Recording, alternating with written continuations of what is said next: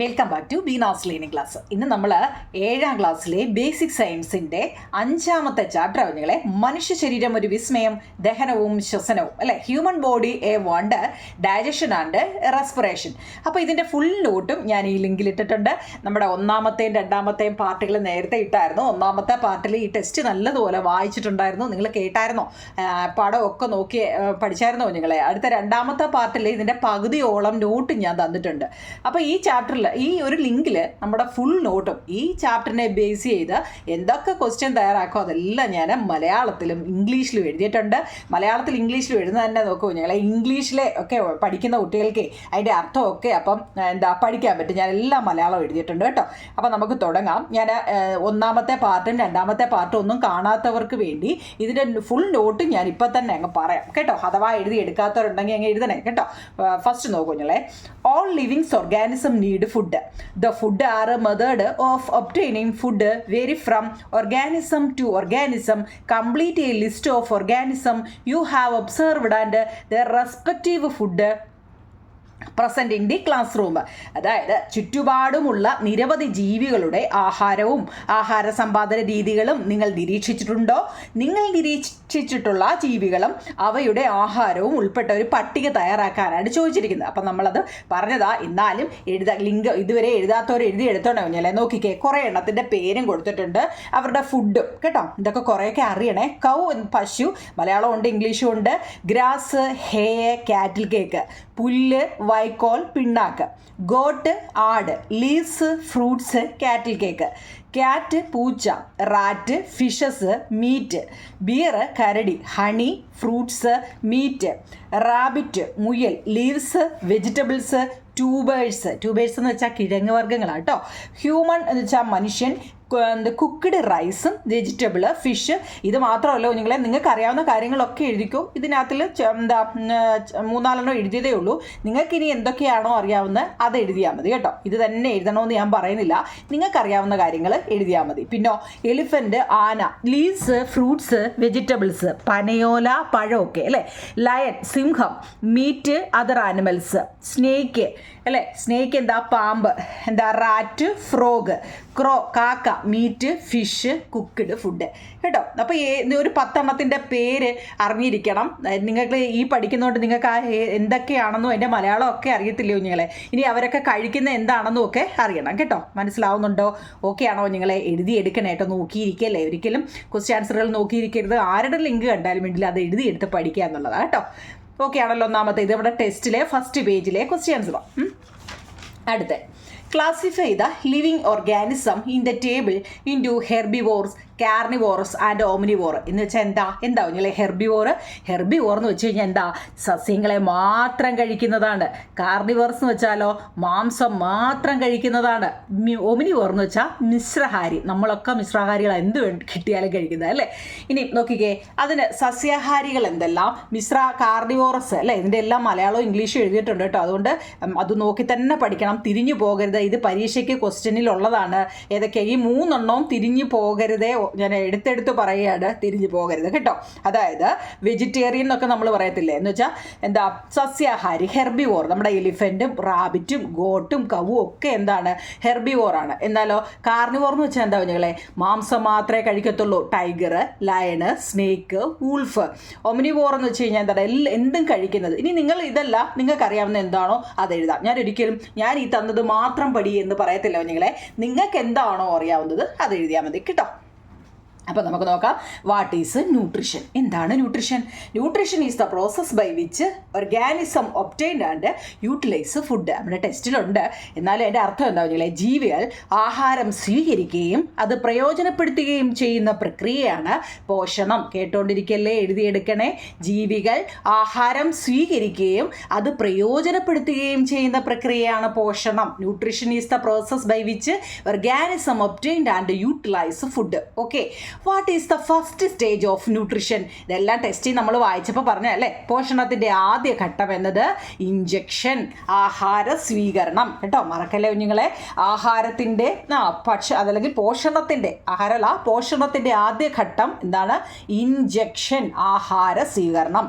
അതെ, what are the നമ്പറെല്ലാം കറക്റ്റായിട്ട് ഇടണേ. What are the changes that occur to food in the mouth? ആഹാരത്തിന് വായിൽ വെച്ച് എന്തൊക്കെ മാറ്റങ്ങൾ സംഭവിക്കുന്നത്? എല്ലാം ടെസ്റ്റിലെ ക്വസ്റ്റ്യൻ ആട്ടോ. എല്ലാം നമ്മുടെ ടെസ്റ്റിനകത്ത് നിങ്ങൾ വായിക്കുമ്പോൾ ക്വസ്റ്റ്യൻ മാർക്ക് ഇട്ടേക്കുന്ന കാണാൻ പറ്റുന്നുണ്ടോ? ആഹാരത്തിന് വായിൽ വെച്ച് എന്തൊക്കെ മാറ്റങ്ങളാണ് സംഭവിക്കുന്നത്? It mix with saliva, it gets chewed, it gets masticated, it gets out into the piece. അല്ലേ, നമ്മൾ വായിലോട്ട് എന്തെങ്കിലും വെച്ചാൽ എന്താ പറഞ്ഞാൽ നമ്മുടെ ഈ ഉമിനീരുമായിട്ട് അത് അങ്ങ് കലരും. അല്ലേ, വായിലോട്ട് എന്ത് കൊടുത്താലും അത് വായിലെ ഉമിനീരുമായിട്ട് കലരും. പിന്നെ നമ്മൾ എന്താ പല്ല് വെച്ച് പെട്ടെന്ന് അതിനെ എന്ത് ചെയ്തു കടിച്ചു മുറിക്കുന്നു. അതുപോലെ കടിച്ചു മുറിക്കാൻ സഹായിക്കുന്നത് ആരാ? നമ്മുടെ നാക്ക് ഇങ്ങനെ ഇട്ട് തള്ളി തള്ളി തള്ളി നമ്മുടെ പല്ലിൻ്റെ ഉള്ളോട്ട് കൊടുത്താണ് അതിട്ട് ചവയ്ക്കുന്നത്. അല്ലേ, അപ്പം നമ്മൾ എന്താ നമ്മുടെ വായിൽ പല്ലിനെ കുറിച്ചുണ്ട്, നാക്കിനെ കുറിച്ചുണ്ട്. അല്ലേ, വായ്ക്കകത്തിലോട്ട് ഉമിനീരിനെ കുറിച്ചൊന്നും നിങ്ങൾക്ക് ഇപ്പോൾ ഇതിനകത്തിലില്ല.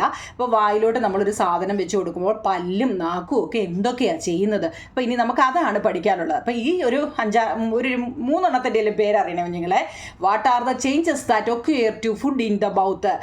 ആഹാരത്തിന് വായിൽ വെച്ച് എന്തൊക്കെ മാറ്റങ്ങൾ സംഭവിക്കുന്നു കേട്ടോ. ടെസ്റ്റിലെ ക്വസ്റ്റ്യൻ ആണ്. ഓക്കെ ആണല്ലോ 5 ഇനി നമുക്കപ്പോൾ പറഞ്ഞു നമ്മൾ വായിലോട്ട് വെച്ച് കൊടുക്കുമ്പോൾ ആരൊക്കെ ഉണ്ട്? പല്ലുണ്ട് അല്ലേ, ടീത്ത്. പല്ലിൻ്റെ ഉപരിതല പാളി ഏതാണ്? 1 മാർക്കിൻ്റെ ചോദ്യമാണ്. നമ്മുടെ പല്ലിൻ്റെ ഉപരിതല പാളി ഏതാണ്? ഏതാ? ഇനാമൽ. എന്താ നിങ്ങളെ? Which is the outer most layer of the teeth? Which is the outer most layer of the teeth? Enamel. അതുപോലെ തന്നെ ഒരു ഇമ്പോർട്ടൻ്റ് ആണ്. Which is the hardest substance in human body? നമ്മുടെ ശരീരത്തിലെ ഏറ്റവും കാഠിന്യമേറിയ, നല്ല കട്ടിയുള്ള അല്ലേ, കാഠിന്യമേറിയ പദാർത്ഥം ഏതാണ്? നമ്മുടെ ഇനാമലാണ് കേട്ടോ. മറക്കല്ലേ. ഏത് PSC ക്കൊക്കെ ഇനി പിന്നീടായാലും നിങ്ങളുടെ ഭാവിയിൽ ഉപകരിക്കുന്ന ഒരു ചോദ്യമോ ഞങ്ങളെ, മനുഷ്യ ശരീരത്തിലെ ഏറ്റവും കാഠിന്യമേറിയ പദാർത്ഥം നമ്മുടെ പല്ലിൻ്റെ ഇനാമലാണ്. ഓക്കെ ആണോ? അപ്പോൾ നമ്മൾ പല്ലിൻ്റെ കാര്യം, ഇനി നമുക്ക് പല്ലിൻ്റെ പ്രധാനപ്പെട്ട കാര്യത്തിലോട്ട് കിടക്കാം. പല്ലിൻ്റെ ഉപരിതല പാളി ഇനാമലാണ്. നമ്മുടെ ഹാർഡസ്റ്റ് സബ്സ്റ്റൻസ് അല്ലേ, നല്ല കട്ടിയുള്ള കാഠിന്യമേറിയ പദാർത്ഥം പല്ലിൻ്റെ ഇനാമലാണ് കേട്ടോ. നിങ്ങളെ ഇതെല്ലാം കേട്ട് പഠിക്കുകയും വേണം, എഴുതി പഠിക്കുകയും വേണം. ഇനി എന്താ നമ്മൾ പറയുന്നത്? ഇപ്പോൾ പല്ലിൻ്റെ കാര്യമല്ലേ പഠിക്കുന്നത്. എന്താണ് മിൽക്ക് ടീത്ത്? എന്താണ് പാൽപ്പല്ലുകൾ? മിൽക്ക് ടീത്ത് ഇൻഫാൻ്റ് എന്ന് വെച്ചാൽ എന്താ നിങ്ങളെ? കുഞ്ഞുങ്ങളാട്ടോ. In infants, teeth development start around the age of 6 months. These teeth are known as milk teeth. 10 milk teeth each develop at the upper and lower jaws. 20 കേട്ടോ, 20 എന്ന് വെച്ചാൽ എന്താ? അതായത് ഒരു കുഞ്ഞിന് ആദ്യം മുളയ്ക്കുന്ന പല്ലുകളെയാണ് പാൽപ്പല്ലുകൾ എന്ന് പറയുന്നത്. ഏകദേശം 6 മാസം പ്രായമാകുമ്പോഴാണ് പല്ല് മുളയ്ക്കാൻ തുടങ്ങുന്നത്. മുകളിലും താഴെയുമായി 10 വീതം ആകെ 20 പാൽപ്പല്ലുകളാണ് ഉണ്ടാകുന്നത്. എങ്ങനെയുണ്ട് മിൽക്ക് ടീത്ത്? പരീക്ഷയ്ക്ക് ചോദിക്കും. മിൽക്ക് ടീത്തും പെർമനൻ്റ് ടീത്തും തമ്മിലുള്ള വ്യത്യാസം എന്താണ്? അപ്പം നമ്മളത് ഈ മിൽക്ക് ടീത്ത് പഠിച്ചല്ലോ. എന്താ നിങ്ങളെ? ഇൻഫാൻറ്റ് വായിക്കാറിയണേ. Infants teeth development start around the age of 6 months. These teeth are known as milk teeth. 10 milk teeth each develop at the upper and lower jaws. Okay ആണോ നിങ്ങളെ? ഓക്കെ ആണല്ലോ. Milk teeth അങ്ങനെയാണെങ്കിൽ എന്താണ് permanent teeth? എന്താ നിങ്ങളെ? മലയാളമോ ഇംഗ്ലീഷോ ഉള്ളതോട് നിങ്ങൾക്ക് പഠിക്കാൻ എളുപ്പമല്ലേ? നമുക്ക് എല്ലാവർക്കും ഒന്നും ട്യൂഷന് പോകാൻ ചിലപ്പോൾ പറ്റിയില്ല എന്നുണ്ടെങ്കിൽ തന്നെയും അല്ലേ, ട്യൂഷൻ എല്ലാവർക്കും പോകാൻ പറ്റണമെന്നില്ല. എന്തെങ്കിലുമൊക്കെ സാഹചര്യം കൊണ്ട് പോകാൻ പറ്റിയില്ലെങ്കിലും ഈ നോട്ട് നോക്കി എഴുതിയാൽ പോരാ നിങ്ങളെ അല്ലേ? എല്ലാത്തിൻ്റെ അർത്ഥം ഉൾപ്പെടെ കൊടുത്തിട്ടുണ്ട്. അപ്പം നിങ്ങൾക്ക് ഇത് വായിച്ച് എഴുതി പഠിച്ചാൽ പോരെ അല്ലേ? പെർമനൻ്റ് ടീത്ത്, സ്ഥിരദന്തങ്ങൾ എന്നാൽ എന്ത്? Permanent teeth are those that replace milk teeth when they fall of. Permanent teeth break or fall off.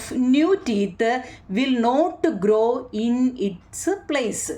പാൽപ്പല്ലുകൾ കുഴിഞ്ഞു പോയതിന് ശേഷം പിന്നീട് മുളയ്ക്കുന്ന പല്ലുകളാണ് പെർമനൻ്റ് ടീത്ത് അല്ലെങ്കിൽ സ്ഥിരദന്തങ്ങൾ.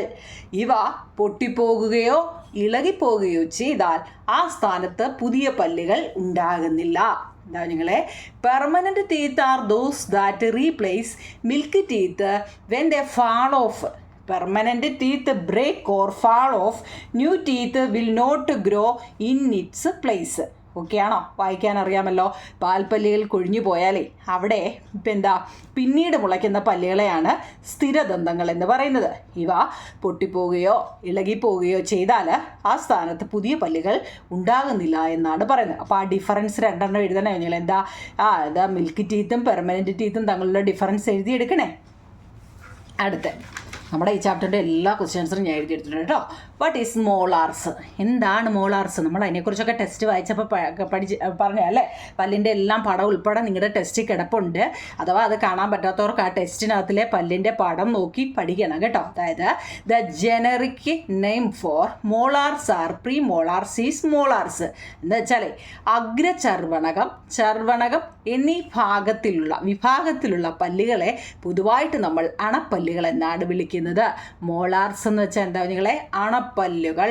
എന്താണ് അണപ്പല്ലുകൾ എന്നാണ് പറഞ്ഞത്. ഇനി അടുത്ത find out the features of teeth in carnivores animal and herbivores animal and understand how closely to shape of the teeth is related to their food habits.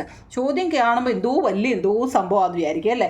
എന്താണ്? Find out the features of the teeth in carnivores animals and herbivores animals അല്ലേ.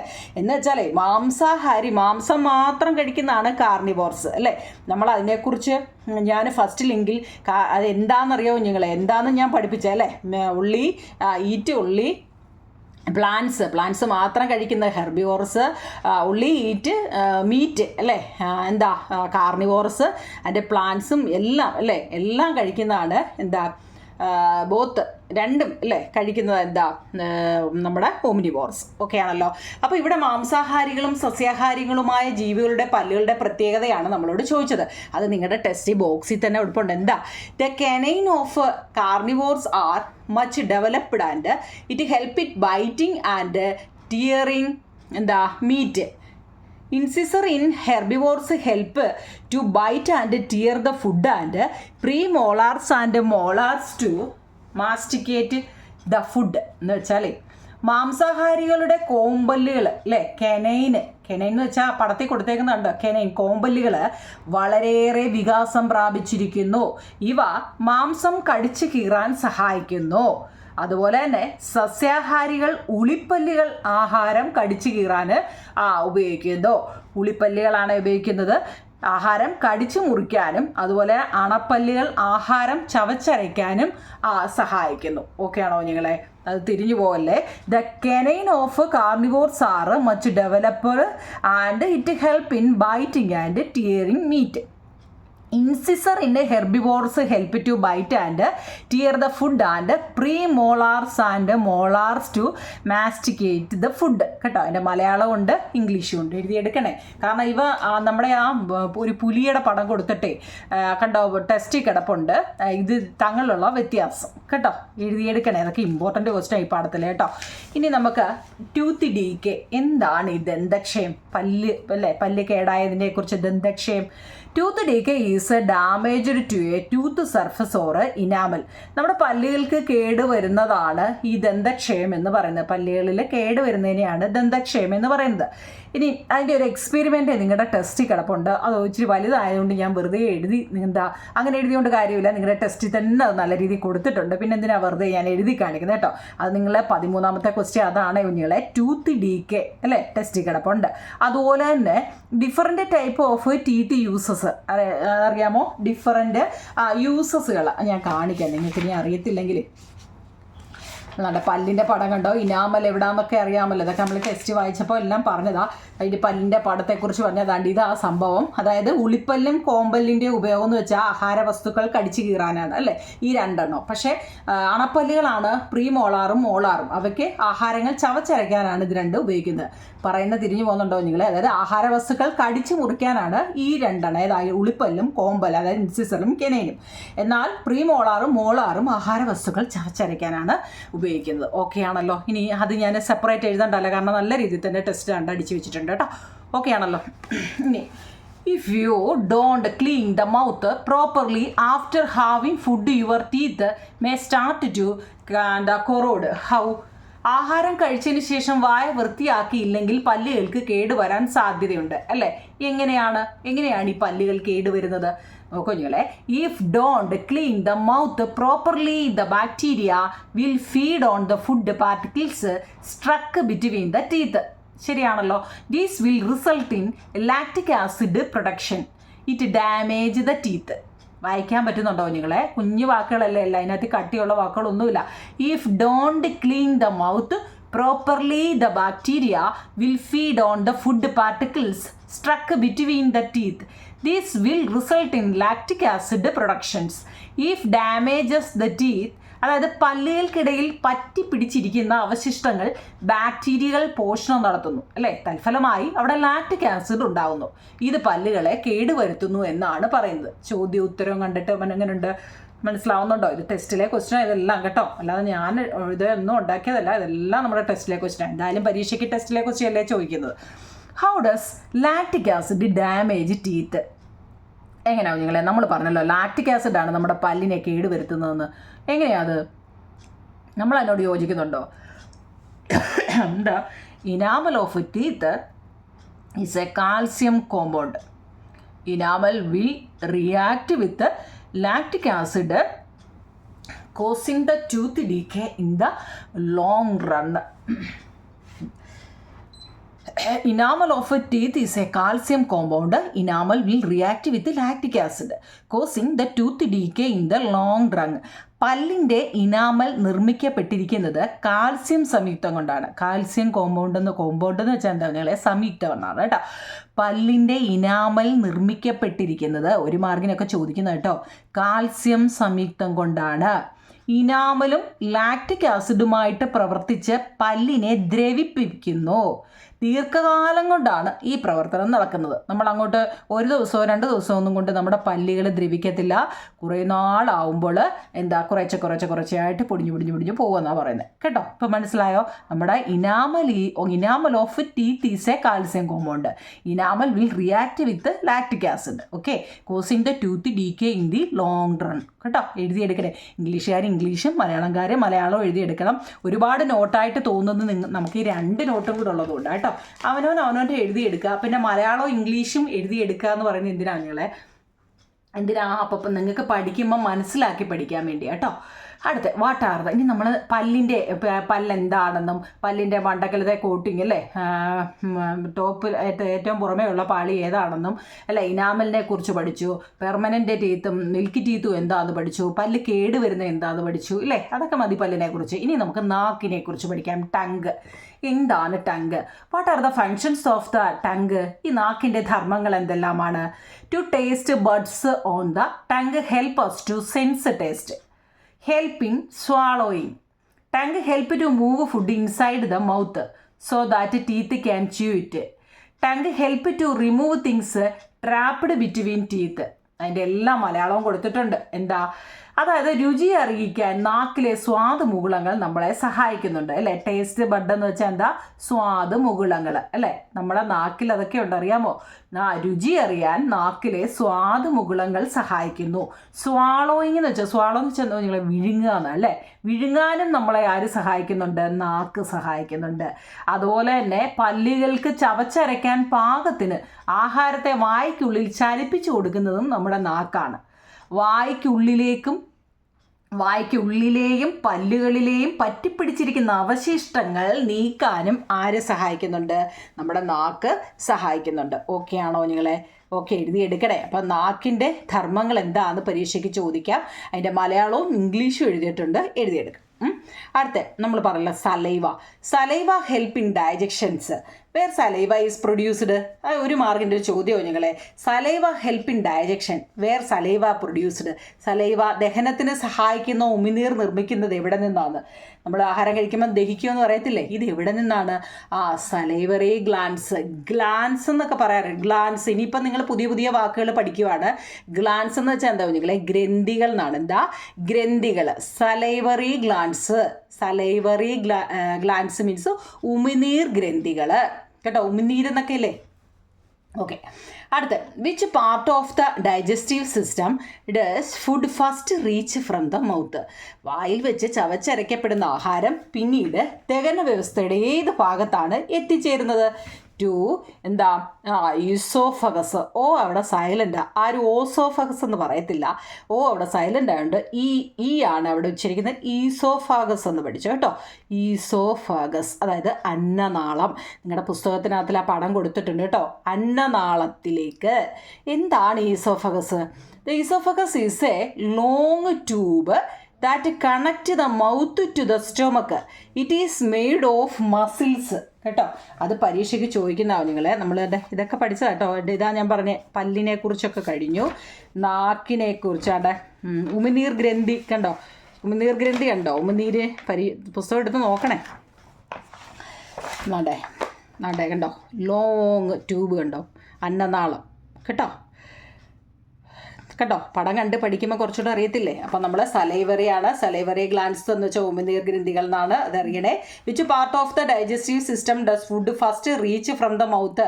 വായിൽ വെച്ച് ചവച്ചരയ്ക്കപ്പെടുന്ന ആഹാരം പിന്നീട് ഈസോഫഗസിലാണ് വരുന്നത് കേട്ടോ, അന്നനാളത്തിലേക്ക്. ഈസോഫഗസ് എന്ന് വെച്ച് കഴിഞ്ഞാൽ എന്താ, ലോങ് ട്യൂബാണ്. പടം കണ്ടല്ലോ.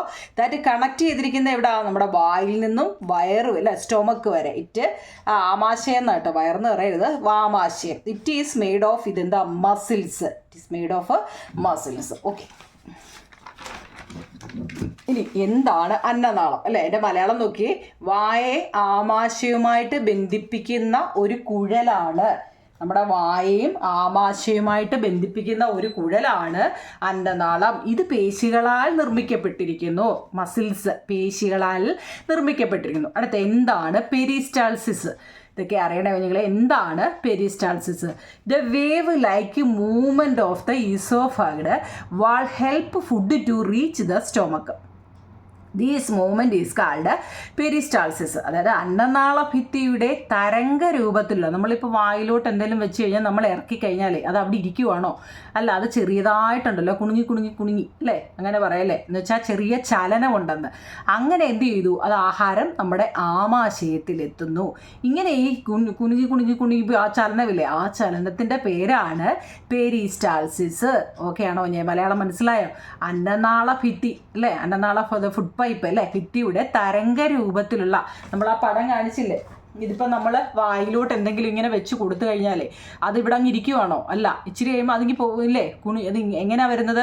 പെതുക്കെ മൂവ് ചെയ്ത് ഇങ്ങനെ ആമാശയത്തിലെത്തും. അതാ പറയാം. അങ്ങനെ പോകുന്ന എന്താ ചലനത്തിന് പറയുന്ന പേരാണ് peristalsis. How does the digestions of food take place in stomach? ആമാശയത്തിൽ ആഹാരത്തിൻ്റെ ദഹനം നടക്കുന്നത് എങ്ങനെയാണ്? നമ്മൾ ടെസ്റ്റിൽ കൊടുത്തിട്ടുണ്ട് അല്ലേ, എങ്ങനെയൊക്കെ ആയിരിക്കും അത് നമ്മുടെ ടെസ്റ്റിൽ? ആമാശയത്തിൽ ആഹാരത്തിൽ ദഹനം നടക്കുന്നത് കൊടുത്തിട്ടുണ്ട് കേട്ടോ. ഇവിടെ ഇത് വായിച്ചിട്ട് എഴുതാനാട്ടോ. ഇവിടെ കണ്ടോ, ഇവിടെ കൊടുത്തിട്ടുണ്ട്. പിന്നെ ചെറുകുടലിൻ്റെ ധർമ്മം എന്ത്? അതൊരു ഇമ്പോർട്ടൻ്റാണ്. എന്താണ് ചെറുകുടലിൻ്റെ ധർമ്മം? What is the functions of a small intestine? ചെറുകുടലിൻ്റെ ഇംഗ്ലീഷ് എന്താ? Small intestine in digestion. നോക്കിയേ, മനുഷ്യൻ്റെ ചെറുകുടലിന് 5 മുതൽ 6 മീറ്റർ വരെ നീളമുണ്ട് എന്നാ പറയുന്നത്. 5 മുതൽ 6 മീറ്റർ വരെ നീളമുണ്ട്.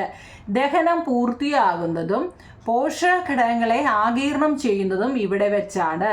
ചെറുകുടലിൻ്റെ ആദ്യ ഭാഗത്ത് വെച്ച് കരൾ ഉൽപ്പാദിപ്പിക്കുന്ന പിത്തരസവും ആഗ്നേയഗ്രന്ഥികൾ ഉൽപ്പാദിപ്പിക്കുന്ന ആഗ്നേയരസവും ഭാഗികമായി ദഹിച്ച് ആഹാരവുമായിട്ട് കലർന്ന് ദഹനം പൂർണ്ണമാകുന്നു. അതൊരു ഇമ്പോർട്ടൻ്റ് ചോദ്യമാണ്. എന്താ? What is the functions of small intestine? നമ്മുടെ ചെറുകുടലിൻ്റെ ധർമ്മം എന്തൊക്കെയാ? അതായത് നമ്മുടെ ചെറുകുടലിന് 5 മുതൽ 6 മീറ്റർ വരെ നീളമുണ്ടെന്നാണ് പറയുന്നത്.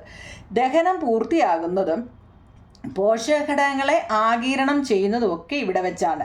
ചെറുകുടലിൻ്റെ ആദ്യ ഭാഗത്ത് വെച്ച്. ഇനിയാണ് നോക്കിയേ, ചെറുകുടലിൻ്റെ ആദ്യം അല്ലേ, ഇത്രയും നീളമുള്ളൊരു ട്യൂബ് പോലെ ഇരിക്കുന്ന സാധനമല്ലേ, എൻ്റെ ആദ്യ ഭാഗത്ത് ഈ കരൾ ഉൽപ്പാദിപ്പിക്കുന്നുണ്ട്.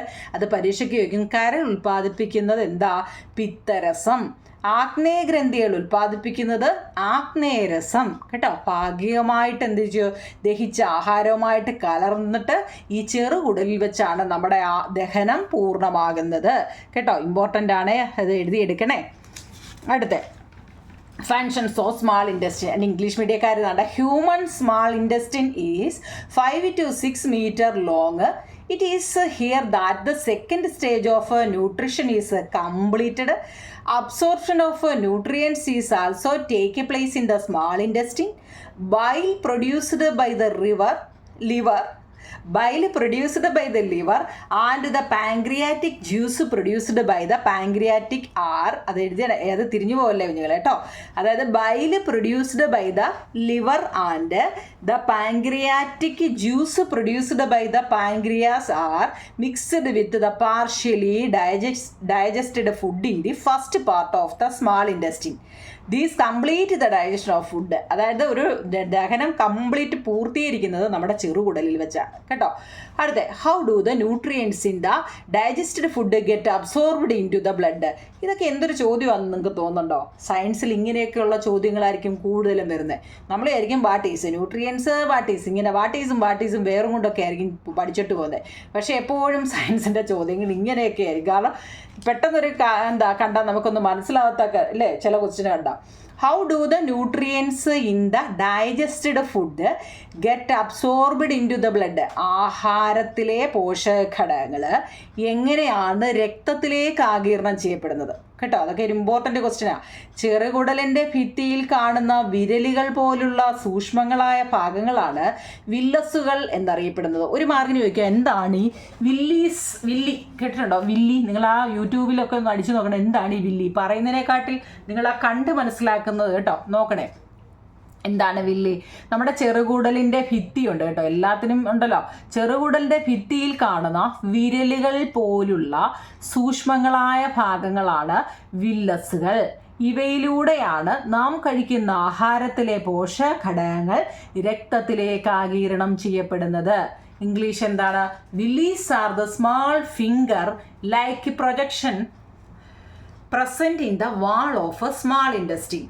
Nutrients in the digested food are absorbed into the blood through the villi. Okay ആണല്ലോ. ഇച്ചിരി സ്പീഡിൽ പോകാൻ ഞങ്ങൾ, കാരണം നമുക്കെല്ലാം എടുക്കണ്ടേ. അടുത്ത, പോഷണത്തിൻ്റെ ഘടകങ്ങൾ എന്തെല്ലാം? പോഷണത്തിൻ്റെ ഘടകങ്ങൾ, സ്റ്റേജ് ഓഫ് ന്യൂട്രിഷൻ. ഇത് ഇമ്പോർട്ടൻ്റ് ആണ്. കാരണം നമ്മൾ ആദ്യം ടെസ്റ്റ് വായിച്ചപ്പോൾ ഇതിനെക്കുറിച്ചെല്ലാം വിശദമായിട്ട് പറഞ്ഞാൽ ഇനി അതുകൊണ്ട് അത്രയും സമയം കളയുന്നില്ല. ഫസ്റ്റ് ഇഞ്ചക്ഷൻ, ഇത് ഷഫിൾ ചെയ്ത് അതായത് തിരിച്ചു മറിച്ചും ഒക്കെ നിങ്ങൾക്ക് ക്വസ്റ്റ്യനിൽ ഇടും. അപ്പോൾ ഓർഡർ കറക്റ്റായിട്ട് അറിയണം. Injection, digestion, absorption, assimilation and ejection. തിരിഞ്ഞു പോകല്ലേ കുഞ്ഞുങ്ങളെ. ഫസ്റ്റ് ആഹാരം സ്വീകരിക്കുക, അതിനുശേഷം അത് ദഹനം അല്ലെ, ഡൈജഷൻ നടന്നു, ദഹനം നടന്നു, ദഹനം കഴിഞ്ഞിട്ട് അബ്സോർപ്ഷൻ ആഗീരണം നടന്നു, അതിനുശേഷം അവിടെ സ്വാംശീകരണം അസിമിലേഷൻ സ്വാംശീകരണം നടന്നു, അത് കഴിഞ്ഞിട്ട് ഇജക്ഷൻ അല്ലെ വിസർജനം നടന്നു. ഓക്കെ ആണല്ലോ? ഓക്കെ ആണോ? ഓക്കെ, അടുത്ത ഓരോന്നിൻ്റെയും ഫങ്ഷനുകൾ എന്താണെന്ന് അറിയണം കേട്ടോ. നമ്മൾ ഈ ഓരോ ഇപ്പോൾ പറഞ്ഞല്ലോ, കുറേ എണ്ണത്തിൻ്റെ പേര് പറഞ്ഞപ്പം അതിൻ്റെയൊക്കെ ഫങ്ഷൻ നോക്ക്. കുറേ എണ്ണത്തിൻ്റെ ഒന്ന് ഓടിച്ചിട്ട് പറയാൻ പറ്റില്ല. സലൈവറി ഗ്ലാൻസ്, ഇപ്പം ഞാൻ പറഞ്ഞു ഉമിനീർ ഗ്രന്ഥി അല്ലേ. സലൈവറി ഗ്ലാൻസിൻ്റെ ഫങ്ഷൻ എന്ന് വെച്ചാൽ പ്രൊഡക്ഷൻ ഓഫ് സലൈവ, നമ്മുടെ ഉമിനീരിനെ ഉൽപ്പാദിപ്പിക്കുക എന്നുള്ളതാണ് അതിൻ്റെ ജോലി. എന്താണ് ഈസോഫഗസ്? അന്നനാളം. Passes food from the mouth to the stomach, വായിൽ നിന്നും ആഹാരത്തെ ആമാശയത്തിലേക്ക് കടത്തിവിടുന്നു. ഇതുപോലെ കുറേ എണ്ണം തരും, ഇതുപോലെ ഇപ്പുറത്തും കുറേ തരും. മാച്ച് ചെയ്യാൻ ചോദിച്ചാലും എഴുതാൻ അറിയണം കേട്ടോ. അടുത്ത സ്റ്റൊമക്ക്, ആമാശയം. പാർഷ്യൽ ഡൈജഷൻ ഓഫ് ഫുഡ്, ആഹാരത്തിൻ്റെ ദഹനമാണ് ആമാശയം.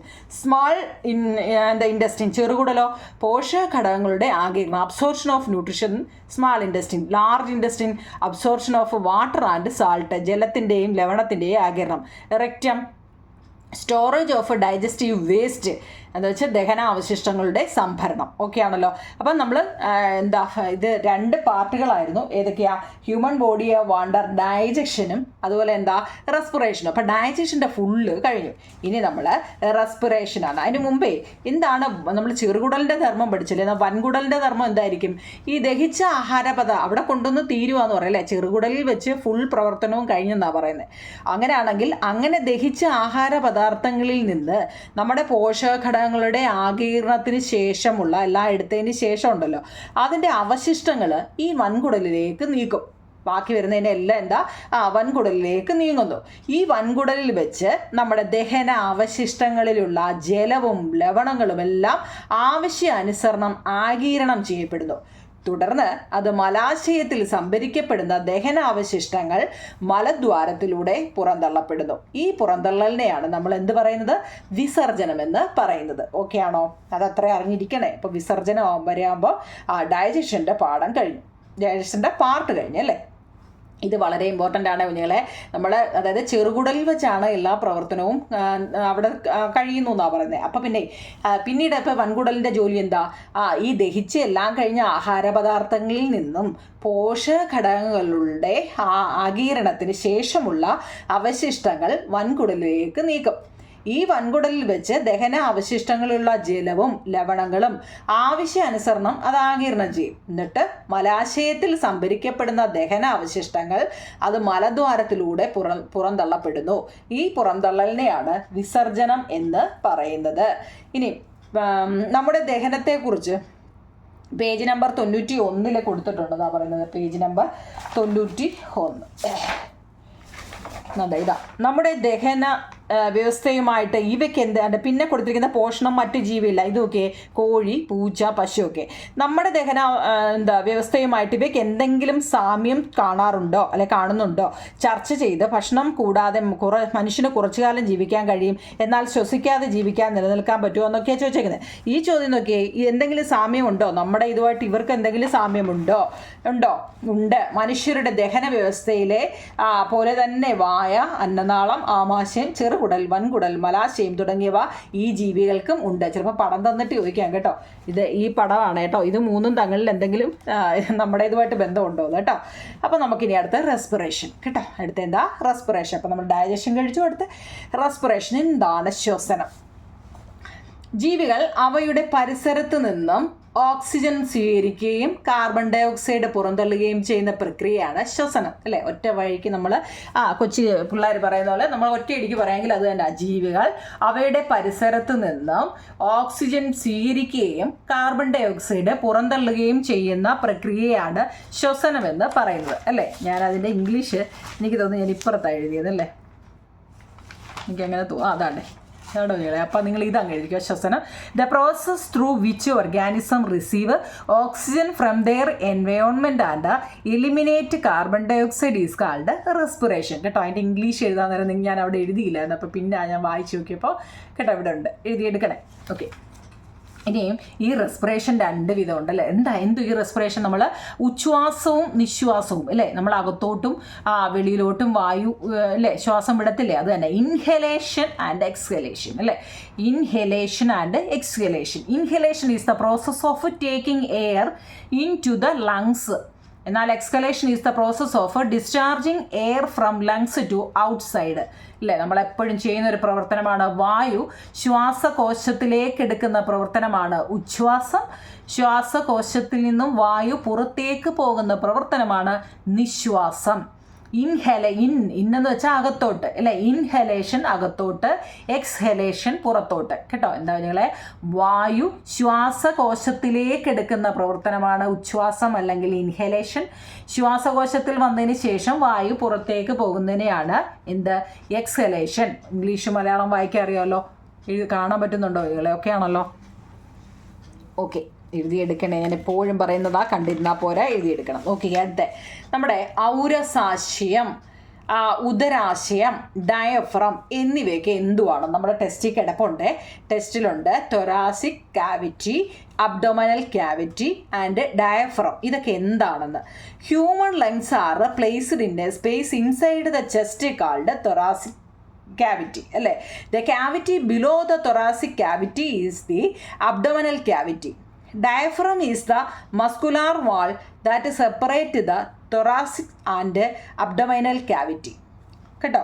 അതായത് മനുഷ്യൻ്റെ ശ്വാസകോശങ്ങൾ സ്ഥിതി ചെയ്യുന്ന നെഞ്ചിനകത്തെ അറയാണ് ഔരസാശയം അല്ലെങ്കിൽ തൊറാസിക് ക്യാവിറ്റി അല്ലേ. അതിന് തൊട്ട് താഴെയുള്ള ഭാഗമാണ് ഉദരാശയം അല്ലെങ്കിൽ അബ്ഡോമിനൽ ക്യാവിറ്റി കേട്ടോ. പേരൊക്കെ അറിയണേ കുഞ്ഞുങ്ങളെ, സ്പെല്ലിങ് കറക്റ്റായിട്ട് അറിയണേ. ഇവ വേർതിരിക്കുന്ന പേശി നിർമ്മിതമായൊരു ഭാഗമാണ് നമ്മുടെ ഡയഫ്രം. അത് നമ്മുടെ ടെസ്റ്റിൽ പടം ഉൾപ്പെടെ തന്നിട്ടുണ്ട്. അപ്പോൾ അത് എന്തൊക്കെയാണെന്ന് എഴുതാൻ ചോദിച്ചാൽ ഇത് 3 അങ്ങ് എഴുതണം കേട്ടോ. What happen the diaphragm during inhalation and exhalation? നമ്മുടെ ഉച്ഛ്വാസവും നിശ്വാസവും നടക്കുമ്പോഴോ ഈ ഡയഫ്രത്തിന് എന്ത് മാറ്റമാണ് ഉണ്ടാകുന്നത്? നമ്മളിതൊക്കെ ചെയ്യുമെന്ന് പറഞ്ഞില്ലയോ? അപ്പോൾ ഈ ഡയഫ്രത്തിന് എന്തെങ്കിലും മാറ്റം ഉണ്ടാകുന്നുണ്ടോ? ഉണ്ട്. ഉച്ഛ്വാസ സമയത്ത് നമ്മുടെ ഡയഫ്രം അങ്ങ് ചുരുങ്ങുകയും വളവ് അല്പം നിവരുകയും ചെയ്യും. അതിനാൽ ഔരസാശയത്തിൻ്റെ വ്യാപ്തിയും വർദ്ധിക്കുന്നു. തൽഫലമായി അന്തരീക്ഷവായു ശ്വാസകോശത്തിലേക്ക് പ്രവേശിക്കുന്നു, ശ്വാസകോശം വികസിക്കുന്നു. കേട്ടോ, ഡയഫ്രം അങ്ങ് ഉച്ഛ്വാസം അകത്തോട്ട് നമ്മൾ എയർ ഇങ്ങനെ അകത്തോട്ട് എടുക്കുമ്പോഴേ നമ്മുടെ ഡയഫ്രം അങ്ങ് ചുരുങ്ങും. ഇങ്ങനെ ഒന്ന് മേപ്പോട്ട് എടുത്തേ ഇല്ലേ, നമ്മുടെ വയറങ്ങ് അകത്തോട്ട് പോകുന്നുണ്ട്, ചുരുങ്ങുകയും വളവ് അല്പം നിവരുകയും ചെയ്യും. അതിനാൽ ഔരസാശയത്തിൻ്റെ വ്യാപ്തി അങ്ങ് വർദ്ധിക്കുന്നു. തൽഫലമായി അന്തരീക്ഷവായു ശ്വാസകോശത്തിലേക്ക് പ്രവേശിക്കുന്നു, ശ്വാസകോശവും അന്നേരം വികസിക്കുന്നു. അപ്പം നിശ്വാസ സമയത്തോ ഡയഫ്രം പൂർവ്വസ്ഥിതിയിൽ, തിരിച്ചാണെങ്കിലോ അപൂർവസ്ഥിതിയിലാകുന്നു, ശ്വാസകോശവും പൂർവ്വസ്ഥിതിയിലാകുന്നു, ശ്വാസകോശത്തിൽ നിന്നും വായു പുറത്തേക്കും പോകുന്നു എന്നാണ് പറയുന്നത്. കേട്ടോ, അതായത് what happen the diaphragm during inhalation and exhalation? ഉച്ഛ്വാസവും നിശ്വാസവും നടക്കുമ്പോൾ ഡയഫ്രത്തിന് എന്ത് മാറ്റമാണ് ഉണ്ടാകുന്നത്? ഓക്കെ ആണല്ലോ. അപ്പോൾ അതിൻ്റെ ഇംഗ്ലീഷുകാരെ നോക്കൂ നിങ്ങളെ. During inhalation the diaphragm contracts and flattens. The increases the volume of the thoracic cavity. The atmospheric air enters the lungs and the lungs expand. During exhalations, the diaphragm relaxes and both the diaphragm and the lungs return to their previous positions. The air from the lungs move out. അതിൻ്റെ മലയാളമാണ് ഇപ്പം നമ്മൾ ആദ്യം പറഞ്ഞത്. അടുത്ത, when does the thoracic cavity increase the volume during the inhalation or exhalation? ഉച്ഛ്വാസ സമയത്താണോ നിശ്വാസ സമയത്താണോ ഔരസാശയത്തിൻ്റെ വ്യാപ്തി കൂടുന്നതെന്ന് ഒരു മാർക്കിന് ചോദിച്ചാൽ നമ്മൾ ഉച്ഛ്വാസ സമയത്താണ്, ഡ്യൂറിങ് ഇൻഹലേഷൻ. അതൊരു മാർക്കിൻ്റെ ചോദ്യം കേട്ടോ, ഒന്നിനെ നിസ്സാരമായിട്ട് കരുതരുത്, അതൊക്കെ ഇമ്പോർട്ടൻ്റ് ചോദ്യമാണ്. ചോദ്യം കാണുമ്പോൾ എന്തോ വലുതാണെന്ന് ചോദിക്കുമ്പോൾ ആൻസർ കണ്ടോ, ഡ്യൂറിങ് ഇൻഹലേഷൻ, ഉച്ഛ്വാസ സമയത്ത്. അടുത്ത ഏറ്റവും പ്രധാനപ്പെട്ടാണ് വാട്ട് ഈസ് റെസ്പിറേറ്ററി ട്രാക്റ്റ്? എന്താണ് ശ്വസന പദം? നാസാദ്വാരത്തിലൂടെ അകത്ത് കിടക്കുന്ന വായു ശ്വാസകോശങ്ങളിലെ വായു അറയിലെത്തുന്നു. വായുവിൻ്റെ ഈ സഞ്ചാരപാതയാണ് ശ്വസനപഥം എന്ന് അറിയപ്പെടുന്നത്. നാസാദ്വാരത്തിലൂടെ അകത്ത് കിടക്കുന്ന വായു, അതായത് നമ്മുടെ മൂക്കിനകത്തൂടെ അകത്ത് കിടക്കുന്ന വായു ശ്വാസകോശങ്ങളിലെ വായു അറകളിൽ എത്തുന്നു അല്ലേ. ഈ വായുവിൻ്റെ ഇങ്ങനെ ഈ അങ്ങോട്ടും ഇങ്ങോട്ടും കയറി പോകുന്നതിന് പറയുന്ന പേരെന്താ? സഞ്ചാരപാതയാണ് ശ്വസനപഥം. Air entering through the nostrils reaches alveoli of the lungs. Respiratory tract in this air passage from nostrils to lungs. Okay ആണല്ലോ. ഇനി ശ്വസന പദത്തിൻ്റെ ഒരു ഫ്ലോ ചാർട്ട് വരയ്ക്കാൻ ചോദിച്ചു കഴിഞ്ഞാൽ ആദ്യം എന്താ നിങ്ങൾ നോസ്ട്രിൽസ്, ട്രാക്കിയ, ബ്രോൺച്ചിയോൾസ് ആൻഡ് ആൽവിയോളസ് അല്ലേ. അതായത് നാസ്വാദ്വാരം, ശ്വാസനാളം, ശ്വസനിക, വായുവറ. അപ്പോൾ ഇത് നിങ്ങളുടെ ടെസ്റ്റിൽ കൊടുത്തിട്ടുണ്ട്. എന്നാലും നമ്മളിപ്പോൾ 2 ഫ്ലോ ചാർട്ട് പഠിച്ചു അല്ലേ. ഒന്നാമത്തേത് ന്യൂട്രീഷൻ്റെ അല്ലേ, എന്തൊക്കെ ന്യൂട്രീഷൻ്റെ ഒരു ഫ്ലോ ചാർട്ട് കൊണ്ട് റെസ്പിറേറ്ററി ട്രാക്റ്റിൻ്റെ ഒരു ഫ്ലോ ചാർട്ട് ഉണ്ട്. തിരിഞ്ഞു പോകില്ലേ, പഠിക്കണേ, ഇത് എഴുതിയെടുത്ത് തന്നെ പഠിക്കണേ. അടുത്ത, നിശ്വാസവായുവിലെയും ഉച്ഛ്വാസവായുവിലെയും എല്ലാ ഘടകങ്ങളുടെയും അളവ് ഒരുപോലെയാണോ എന്ന് നമ്മളോട് ചോദിച്ചു. ഇതൊക്കെ ഒരു റഫായിട്ട് അറിഞ്ഞിരിക്കാനുള്ള കാര്യമാണ്. നമ്മൾ ഇൻഹലേഷനും എക്സലേഷൻ്റെയും കാര്യം പറഞ്ഞല്ലോ. അന്നേരം എല്ലാ ഘടകങ്ങളുടെയും അളവ് ഒരുപോലെ ആയിരിക്കുമോ? അല്ലേ. നമ്മൾ അങ്ങോട്ട് കൊടുക്കുന്ന അതേ എയർ തന്നെയാണോ പുറത്തോട്ടും പോകുന്നത്? അല്ല. ഏതൊക്കെ ഘടകങ്ങളുടെ അളവിലാണ് വ്യത്യാസം വരുന്നതെന്നൊരു ചോദ്യം ചോദിക്കാം. ഓക്സിജൻ, കാർബൺ ഡൈ ഓക്സൈഡ്, ജലബാഷ്പം അല്ലേ, വെള്ളത്തുള്ളികൾ അല്ലേ, വെള്ളം. ഉച്ഛ്വാസവായുവിനെ അപേക്ഷിച്ച് നിശ്വാസവായുവിൽ കൂടുതൽ അളവിലുള്ള ഘടകങ്ങൾ ഏതൊക്കെയായിരിക്കും? നമ്മൾ അകത്തോട്ടെടുക്കുന്നതും പുറത്തോട്ടെടുക്കുന്നതും ഉണ്ടല്ലോ, അതിൽ കൂടുതൽ അളവുകൾ ഏതൊക്കെയാണ്? കാർബൺ ഡൈ ഓക്സൈഡും ജലബാഷ്പമാണ്. അളവിൽ കുറവുള്ളത് ഓക്സിജനുമായിരിക്കും കേട്ടോ. അതൊക്കെ ഒരു മാർക്കിന് അറിയണേ. അതായത് ഞാൻ ഇംഗ്ലീഷ് എഴുതാഞ്ഞത് നിങ്ങൾക്ക് സംഭവം ഒന്ന് അറിഞ്ഞിരുന്നാൽ മതിയല്ലോ എന്ന് വിചാരിച്ചാൽ കേട്ടോ. ശ്വസനത്തിൽ നാം ഉപയോഗിക്കുന്ന വാതകം ഓക്സിജനാണ്, അതറിയാമല്ലോ. പിന്നെ ശ്വസനനാളത്തിൽ ഭക്ഷണം കുടുങ്ങിയാൽ എന്ത് ചെയ്യണം എന്ന് നമ്മുടെ ടെസ്റ്റിൽ അത് ഇമ്പോർട്ടൻ്റ് ഒരു ക്വസ്റ്റ്യനാണ്. ശ്വസനമല്ല, ശ്വാസനാളത്തിൽ അതായത് കുഞ്ഞുങ്ങളൊക്കെ ഓരോന്ന് കഴിക്കുമ്പം കേട്ടോ, നമ്മുടെ ശ്വാസനാളത്തിൽ ഭക്ഷണം ഉണ്ട്, അത് ടെസ്റ്റിൽ കൊടുത്തിട്ടുണ്ട്, അതുകൊണ്ട് ഞാൻ എഴുതിയില്ല, കാരണം അവർ നല്ല രീതിയിൽ കൊടുത്തിട്ടുണ്ട്. ശ്വാസനാളത്തിൽ ഭക്ഷണം കുടുങ്ങിയാൽ ആ വ്യക്തിയോട് ശക്തിയായിട്ട് ചുമയ്ക്കാൻ ആവശ്യപ്പെടണം. ഇത് 3 മാർക്കിൻ്റെ ഇമ്പോർട്ടൻ്റ് ക്വസ്റ്റ്യൻ ആണ്. ശ്വാസനാളത്തിൽ ഭക്ഷണം കുടുങ്ങിയാൽ ആ വ്യക്തിയോട് ശക്തിയായിട്ട് ചുമയ്ക്കാൻ ആവശ്യപ്പെടണം. ചുമയുടെ ശക്തിയിൽ ആഹാരവസ്തു പുറന്തള്ളപ്പെടും എന്നാണ് പറയുന്നത്. അടുത്തത്, ശ്വാസതടസ്സം നേരിട്ട വ്യക്തിയെ ചിത്രത്തിൽ കാണുന്നത് പോലെയുണ്ട്, ഇവിടെ കൊടുത്തേക്കുന്നുണ്ടോ, അല്പം കുനിച്ചു നിർത്തി പിറകിലായി നിന്ന് 2 കൈകൾ കൊണ്ടും അപകടത്തിൽപ്പെട്ടയാളുടെ വയറിൽ ശക്തിയായിട്ട് അമർത്തുക. പിന്നോ 2 കൈകൾ കൊണ്ടും അപകടത്തിൽപ്പെട്ടയാളുടെ വയറിൽ ശക്തിയായിട്ട് അമർത്തുക. ആവശ്യമെങ്കിൽ ഏതാനും തവണ ഇത് തന്നെ ഇവിടെ കണ്ടോ, ഏതാനും തവണ ആവർത്തിക്കുക. ചെറിയ കുട്ടികളാണെങ്കിൽ ചിത്രത്തിൽ കാണുന്നത് പോലെ കമിഴ്ത്തി പിടിച്ചിട്ട് തോളലുകൾക്കിടയിലായി ശക്തിയായിട്ട് തട്ടണം. ആവശ്യമെങ്കിൽ അതല്ലാന്നുണ്ടെങ്കിൽ ഹോസ്പിറ്റലിൽ കൊണ്ടുപോകണമെന്നാണ് പറയുന്നത്.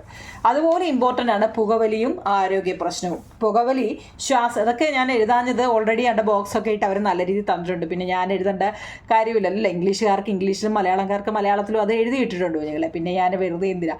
പുകവലി ശ്വാസകോശത്തിൻ്റെ പ്രവർത്തനങ്ങളെ തകരാറിലാക്കും അല്ലേ. പുകയിൽ അടങ്ങിയിരിക്കുന്ന കരിയും ടാറും മറ്റു വിഷപദാർത്ഥങ്ങളും ശ്വാസകോശത്തിൽ തങ്ങി നിൽക്കും. ഇത് നിലയ്ക്കാത്ത ചുമയ്ക്ക് കാരണമാകും. പുകയിലയിൽ ക്യാൻസറിന് കാരണമാകുന്ന രാസവസ്തുക്കളാണ് അടങ്ങിയിരിക്കുന്നത് കേട്ടോ. അതുകൊണ്ട് പുകവലി പാടില്ല. ഓക്കെ. അതുപോലെ തന്നെ ശ്വാസനാളത്തിൽ ഭക്ഷണം കൂടി, ഇത് 2 3 മാർക്കിൻ്റെ ക്വസ്റ്റ്യൻ ആണ്. ഞാൻ എഴുതാഞ്ഞത് ഇതിൽ ഓൾറെഡി നല്ല രീതിയിൽ കൊടുത്തിട്ടുള്ളതാണ് കേട്ടോ. അടുത്തത്, സസ്യങ്ങളുടെ ശ്വസനം. ഇനിയിപ്പോൾ നമ്മൾ സസ്യങ്ങളിലോട്ട് പോകാം. സസ്യങ്ങളിൽ എങ്ങനെയാണ് ശ്വസനം നടക്കുന്നത്? സസ്യങ്ങൾ ശ്വസിക്കാൻ ഉപയോഗിക്കുന്ന വാതകം ഓക്സിജനാണ് കേട്ടോ. എന്നാൽ അത് തിരിഞ്ഞു പോയല്ലോ കുഞ്ഞുങ്ങളെ. സസ്യങ്ങൾ ശ്വസിക്കാൻ ഉപയോഗിക്കുന്ന വാതകം ഓക്സിജനാണ്. നോക്കിക്കേ, സസ്യങ്ങളിലെ ശ്വസനം. ജന്തുക്കളെ പോലെ നിങ്ങളുടെ ഇംഗ്ലീഷ് മീഡിയക്കാരുടെ പുസ്തകം കൂടെ നോക്കണേ.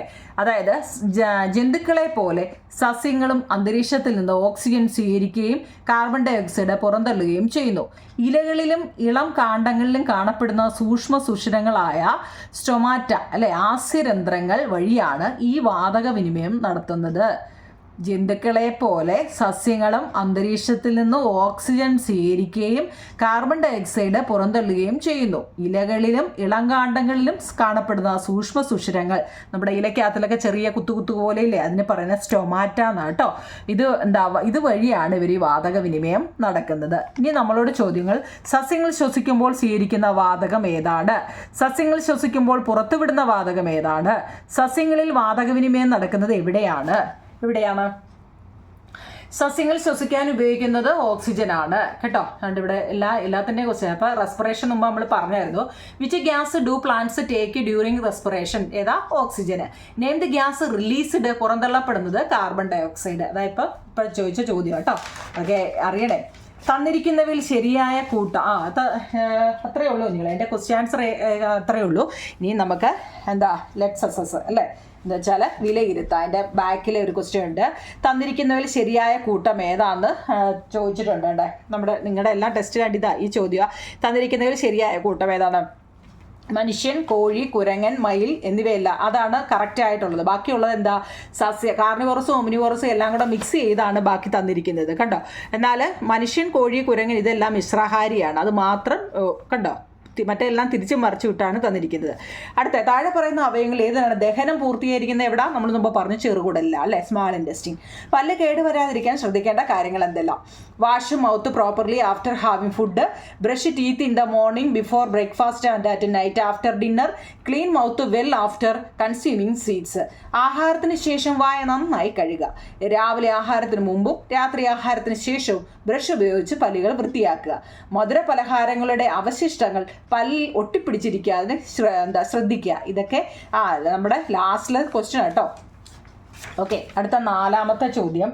6 വയസ്സുള്ള ഒരു കുട്ടിയുടെ, പ്രായപൂർത്തിയായ ഒരു കുട്ടിയുടെയും പല്ലുകളെക്കുറിച്ച് ചോദിച്ചിട്ടുണ്ട്. അത് മുമ്പ് നമ്മൾ പഠിച്ചതാണ്. നിങ്ങൾക്ക് അറിയാമെങ്കിൽ അതങ്ങ് എഴുതിയാൽ മതി. Infant teeth develop start around the age of 6 months. These teeth R known as milk teeth. 10 milk teeth each develop at the upper and lower Jose. Permanent teeth are those that replace milk teeth when they fall off.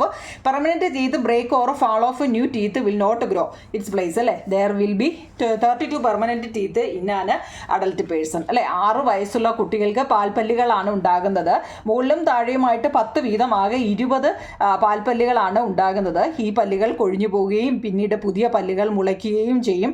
പ്രായപൂർത്തിയായ ആൾക്ക് ദന്തങ്ങളാണ് ഉള്ളത്. ഇവ പൊട്ടിപ്പോവുകയോ ഇളകിപ്പോവുകയോ ചെയ്താൽ ആ സ്ഥാനത്ത് പുതിയ പല്ലുകൾ ഉണ്ടാകുന്നില്ല എന്നാണ് പറയുന്നത് കേട്ടോ. എല്ലാ ആൻസറും എഴുതിയിട്ടുണ്ട്. ഓക്കെ, എൻ്റെ ലാസ്റ്റ് ക്വസ്റ്റ്യൻ ഒരെണ്ണോടുണ്ട്. ഒരാൾ കിടന്നുകൊണ്ട് ഭക്ഷണം കഴിച്ചാൽ ഭക്ഷണം ആമാശയത്തിലെത്തുമോ എന്നൊരു ചോദ്യം ചോദിക്കുന്നുണ്ട് കേട്ടോ. അതൊരു ഇമ്പോർട്ടൻ്റ് ആണ്. ഒരാൾ കിടന്നുകൊണ്ട്, നിങ്ങളൊക്കെ ചിലപ്പോൾ TV കാണാൻ വേണ്ടി കിടന്നുകൊണ്ടൊക്കെ കഴിക്കുന്നവരുണ്ട് അല്ലേ, അപ്പോൾ അത് വയറിലോട്ട് തന്നെയാണോ, ആമാശയത്തിലോട്ട് തന്നെയാണോ എത്തുന്നത്? എത്തുമെന്നാണ് പറയുന്നത്. എന്തുകൊണ്ടാ? പെരിസ്റ്റാൾസിസ് മൂലമാണ് ഇതെവിടെ അന്നനാള ഭിത്തിയിലൂടെയുള്ള തരംഗ രൂപത്തിലുള്ള ചലനം. മുമ്പ് നമ്മൾ പറഞ്ഞില്ലേ, പെരിസ്റ്റാൾസിസ് എന്ന് വെച്ചാൽ എന്താ? നമ്മൾ വായിലോട്ട് ഇട്ട് കൊടുക്കുന്ന ഫുഡിനെ അത് ചെറിയൊരു ചലനം മൂലം കുണുങ്ങി പറയില്ല, അങ്ങനെയാണ് നമ്മുടെ ആമാശയത്തിൽ അല്ലെങ്കിൽ നമ്മുടെ അന്നനാള ഭിത്തിയിലൂടെയുള്ള തരംഗ രൂപത്തിലുള്ള ചലനം കൊണ്ടാണ് ആഹാരം ആമാശയത്തിൽ എത്തുന്നത് അല്ലേ. അതിൻ്റെ English as the food will reach the stomach. This is due to the peristalsis. The wave like movement of the esophageal wall help food to reach the stomach. This movement is peristalsis. Chapter close. ഇനി ഇതിനകത്ത് one word ആയിട്ടൊക്കെ ചോദിക്കാൻ പറ്റുന്ന ഒരുപാട് ക്വസ്റ്റ്യനുകളുണ്ട്. ഇത് തന്നെ ഇപ്പം നിങ്ങൾക്ക് ഒരു ഇച്ചിരി കൂടുതലായോ എന്ന്, കാരണം നിങ്ങൾ എഴുതിയെടുത്ത് പഠിക്കുന്നുണ്ടാവും നിങ്ങളെ. ഇതിനകത്തിൽ ഇമ്പോർട്ടൻ്റ് ഇപ്പം നമ്മൾ ആഗ്നേയഗ്രന്ഥി എന്ന് കേൾക്കുമ്പോൾ എന്താവും നിങ്ങളെ? ആഗ്നേയഗ്രന്ഥി ആഗ്നേയ രസമാണ്. അപ്പം കരൾ ഏതാണെന്ന് ചോദിച്ചാൽ പിത്തരസം കേട്ടോ. അത് തിരിഞ്ഞു പോകല്ലേ കേട്ടോ. പിത്തരസം മുമ്പ് ഞാൻ പറഞ്ഞല്ലോ, ആഗ്നേയഗ്രന്ഥി രസവും കരൾ പിത്തരസവും. അതുപോലെ ശ്വസനപഥത്തിലെ പ്രധാന ഭാഗങ്ങൾ നൽകിയിരിക്കുന്നത് ആ ഫ്ലോ ചാർട്ട് അറിഞ്ഞിരിക്കണം. ഉച്ഛ്വാസവായുവിലും നിശ്വാസവായുവിലും ഒരേ അളവിൽ അടങ്ങിയിരിക്കുന്നത് നൈട്രജൻ ആണെന്ന് ഓർത്തോണം. ഉച്ഛ്വാസവായുവിനെ അപേക്ഷിച്ച് നിശ്വാസവായുവിൽ കൂടിയ അളവിലുള്ള കാർബൺ ഡൈ ഓക്സൈഡും ജലബാഷ്പവുമാണ് കേട്ടോ. പിന്നെ മനുഷ്യൻ ശ്വസിക്കുന്നത് ശ്വാസകോശത്തിലൂടെ. ഇതൊക്കെ ഒന്ന് അറിയണേ നിങ്ങൾ കേട്ടോ. അതാണ് ഞാനിപ്പോൾ ലാസ്റ്റ് പറയാമെന്ന് വെച്ചാൽ റഫായിട്ടൊന്ന് അറിഞ്ഞിരിക്കണം. മനുഷ്യൻ ശ്വസിക്കുന്നത് ശ്വാസകോശത്തിലൂടെയാണ്. മത്സ്യങ്ങൾ ചെകിളപ്പൂക്കളിലൂടെയാണ്. മണ്ണിര അതിൻ്റെ ഈർപ്പമുള്ള ത്വക്കിലൂടെയാണ്. ചിലന്തി അതിൻ്റെ ബുക്ക് ലങ്സിലൂടെയാണ് കേട്ടോ. അത് നിങ്ങളുടെ ടെസ്റ്റിൻ്റെ ലെഫ്റ്റ് ഉണ്ട്, എന്നാലും ഞാനൊന്ന് പറഞ്ഞതാണ്. പിന്നെ ഒരു കണ്ണാടിയിലേക്ക് നിശ്വാസവായു പതിപ്പിച്ചാലേ നമ്മൾ ഈ കണ്ണാടിയിലോട്ട് ഊതത്തില്ലേ, അന്നേരം എന്തായിരിക്കും നിരീക്ഷണം? കണ്ണാടിയുടെ മിനുസമുള്ള പ്രതലം അങ്ങും നമ്മൾ ഊതുമ്പോൾ അല്ലേ, നിശ്വാസവായുവിലെ ജലബാഷ്പം അടങ്ങിയിരിക്കുന്നു. ഈ ജലബാഷ്പം കണ്ണാടിയിൽ തട്ടി എന്ത് ചെയ്തു? കണ്ണാടിയിൽ തട്ടി ഘനീഭവിക്കുന്നതാണ് പ്രതലം വാങ്ങാൻ കാരണം കേട്ടോ. അതുപോലെ അക്വേറിയത്തിൽ എയർ പമ്പുകൾ ഘടിപ്പിച്ചിരിക്കുന്നതിൻ്റെ ആവശ്യം എന്താണ്? മത്സ്യങ്ങൾ ജലത്തിൽ ലയിച്ചു ചേർന്നിട്ടുള്ള ഓക്സിജനാണ് ശ്വസിക്കുന്നത്. തുടർച്ചയായ ശ്വസനം മൂലം ജലത്തിൽ ഓക്സിജൻ തീർന്നു പോകുന്നു. ഈ ഓക്സിജന്റെ അളവ് സ്ഥിരമായി നിലനിർത്താൻ എയർ പമ്പുകൾ ഘടിപ്പിച്ചിരിക്കുന്നു. അതുപോലെ തന്നെ അന്തരീക്ഷവായുവിൽ ഏറ്റവും കൂടുതൽ അളവിൽ, അതായത് 78% അടങ്ങിയിരിക്കുന്നത് നൈട്രജൻ ആണ് കേട്ടോ. അതൊക്കെ നമ്മുടെ ടെസ്റ്റിൽ തന്നെ ഉണ്ട്. പിന്നെ സസ്യാഹാരി, മാംസാഹാരി, മിശ്രാഹാരി ഒക്കെ എന്താണെന്നും ഒക്കെ അറിഞ്ഞിരിക്കണേ. ഈ ചാപ്റ്ററിൻ്റെ മൊത്തം നോട്ടും ഞാൻ തന്നിട്ടുണ്ട്. എല്ലാം എഴുതി വൃത്തിയായിട്ട് പഠിക്കണം കേട്ടോ. എല്ലാ നോട്ടും ഇതിനകത്തിലുണ്ട്. Okay, thank U.